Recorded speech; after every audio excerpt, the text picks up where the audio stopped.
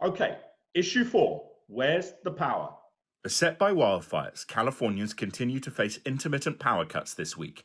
Wildfires are one problem, but as the Wall Street Journal reports, there is another challenge in California, namely, quote, in seeking to reduce carbon dioxide emissions, the state has almost eliminated coal-fired generation and reduced its reliance on natural gas power in favor of renewable energy. That has posed a supply challenge when electricity demand spikes. Solar energy production begins to decline in the early evening hours when power usage peaks, reducing the capacity available during a supply crunch, unquote. And in more energy-related news this week, Kamala Harris reversed course and came out in support of Joe Biden's plan to allow limited fracking operations. Joe Biden has said, quote, I am not banning fracking. During your primary campaign, you said that you supported a ban. Are you comfortable with Joe Biden's position? Yes, because Joe is saying, listen, one, those are good paying jobs in places like Pennsylvania. And two, that we need to also invest and put a significant investment in the good paying union jobs that we can create around clean energy. So, Ryan, I want your thoughts on a couple of things here. First, how do you think it's going to play out with Democrats, as much as at least the plurality of the international scientific community believes climate change demands very robust action? The marginal cost increase and the power shortages we've seen in places like California, how will that play out for Democrats over time beyond this election? And secondly, why do you think, as Democrats have pushed quite hostile policy generally to conventional energy extraction in places like Pennsylvania, President Trump is not seeming to benefit from that as we head towards November? Well, we saw this in Spain in the early 2000s when the Spanish government moved to an entirely green economy, that all these green jobs were going to show up, and they didn't at all. Unemployment flew almost to 20%, and it stayed there for the young people for a generation now. There's been youth unemployment over 20%. The green economy hasn't flourished either in California, where you're seeing massive prosperity with union jobs, creating windmills and solar energy. I think this is really a pipe dream. Anything that is profitable usually is government subsidized, and heavily so. And it comes as America is finally energy independent for the first time in a very, very long time. So it's strange.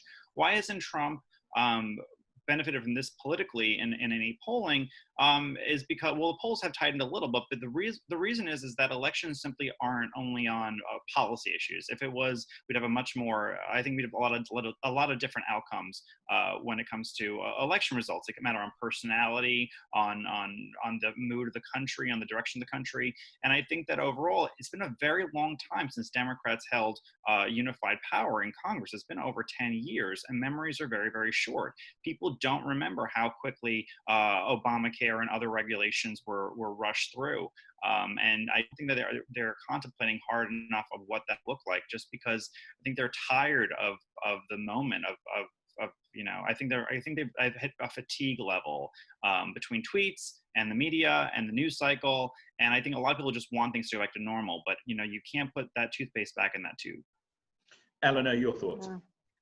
California is a success story when it comes to the environment. 80% of their energy needs are fulfilled by solar. What's happened is they've had an extraordinary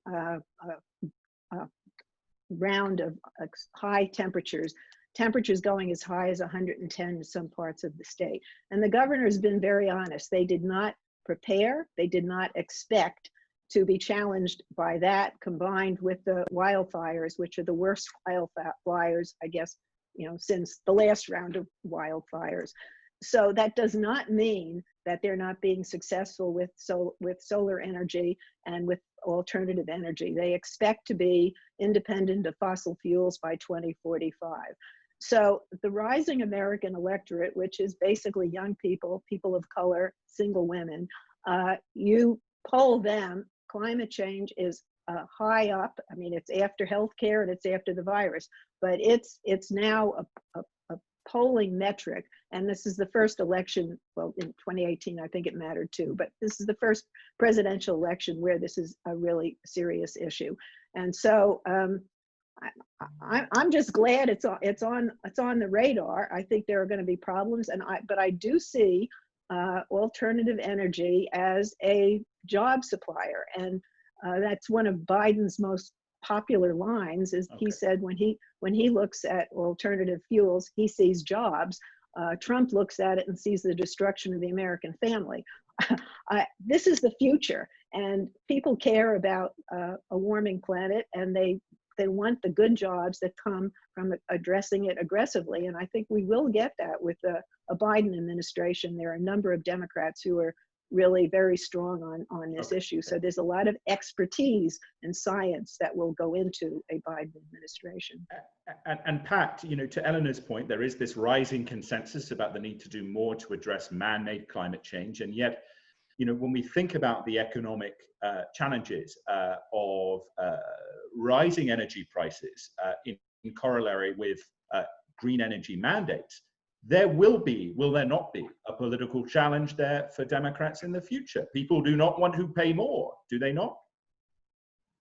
Listen, Tom, if Eleanor says that California is an environmental success, God help us, I'd hate to see what a failure is. I mean, the whole place is on fire all up and down the peninsula there. Look, the problems here are several.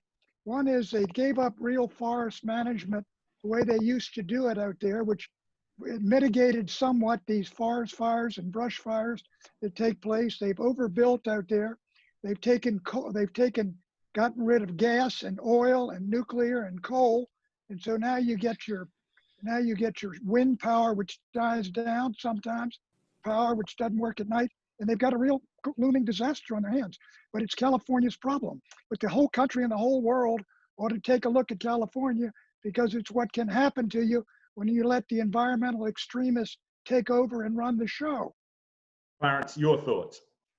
Well, this issue, we started talking about fracking and Joe Biden. A lot of people criticize Joe Biden, and particularly Senator Harris for changing her mind on this, for getting soft on fracking. Remember that fracking is very popular in Pennsylvania. It's also a jobs issue, as Eleanor said, and that is the way Biden has been playing this successfully. I think that was one thing Hillary Clinton overlooked when she was criticizing coal in coal country, and that is something that the Biden campaign is avoiding. I don't blame them for that. I think at the same time, President Trump would score more points on this issue if he sounds like he knows what he's talking about. When you say things like windmills cause cancer and all, that just makes you an object of ridicule. And I think he hasn't really gotten the benefits of this issue as much as he might. So it's going to continue this way probably. I don't know how many elections turn on climate change, but certainly among young people, if they were the only ones voting, Eleanor's right. It would be a winner every time. So it may be an issue of the future. So let's go round once more again with some quick takes. Ryan, Joe Biden, obviously a major part of his foreign policy, were he to be elected, would be rejoining the Paris Accord, more action on climate change. One challenge, though, that I suspect Joe Biden would face on that is how to hold China accountable for its commitments. President Obama lauded the fact that he had got China to sign up to attempt to cap its emissions by 2030. And yet in the last year, we have seen literally hundreds of coal-fired plants coming online in China. What the Communist Party says and what it does are two different things. How does Joe Biden thread the needle there in terms of holding China to account for its pledges? Well, the Paris Climate Accord does not stop global warming or climate change. What it does is it takes money from poor people in rich countries and give it to rich people in poor countries. That is what that is the entire thing. It lets India and China get away with mass deregulations for coal and energy use, and it puts the taxes on the prices on usually on poor Americans. And listen, I don't expect Joe Biden to get hard on China at all. His son is still on the board of several Chinese companies in the CCP. He has been favorable towards China his entire senatorial career. And his transition team, which he announced last week, is a lot of economic internationalists who are very favorable towards China.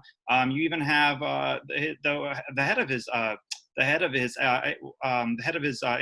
transition team is talking about how Mei Zedong is somebody that they should sit there and think highly of, and when she was at the Obama administration. So I don't expect him to sit there and get hard on China whatsoever. And he's been a complete most Democrats are hypocrites on this issue because they don't explore nuclear energy at all. And as far as forest fires go in California, a lot of them have been caused by illegal aliens in California, something they don't ever want to talk about. So I don't think he's going to sit there and try to thread it all. I think he's going to try to avoid the issue. Tight on time, Eleanor. Is maize on tongue, Mao Zedong? Is that Mao Zedong, sorry, yes. Sorry, the Chinese understand that they will drown in their own pollution if they don't do anything. I've been to China a couple times. It's been a while, but they are under their new construction. They're very aware of trying to mitigate the problems of climate change, and so I think it's called leadership. If the U.S. is the sole superpower, we have an obligation and a responsibility to lead, because when it comes to climate, we're one planet. You can't segregate our planet off, our part of the planet off from China and India. So I look forward to a more aggressive position from this country on and leadership on climate change. I do think that will happen with the Democrats because they're getting the push from the younger generation, as Clarence pointed out. Pat. Look, if and when Joe Biden wins, assuming that he does, they are not going to damage or destroy the American economy by imposing upon it the agenda of the Paris Accords. I don't think we're all going to get together $100 billion and ship it to the third world to fight climate change. And the idea that they're sitting around reading books on climate change, I think is an absurdity. All right, very quick, Clarence, sorry. I'm sorry, what was the question again, Dave? Anything you want to add as a concluding comment? No, I have not seen an election turn on China yet. Maybe this one will be different, but I doubt it.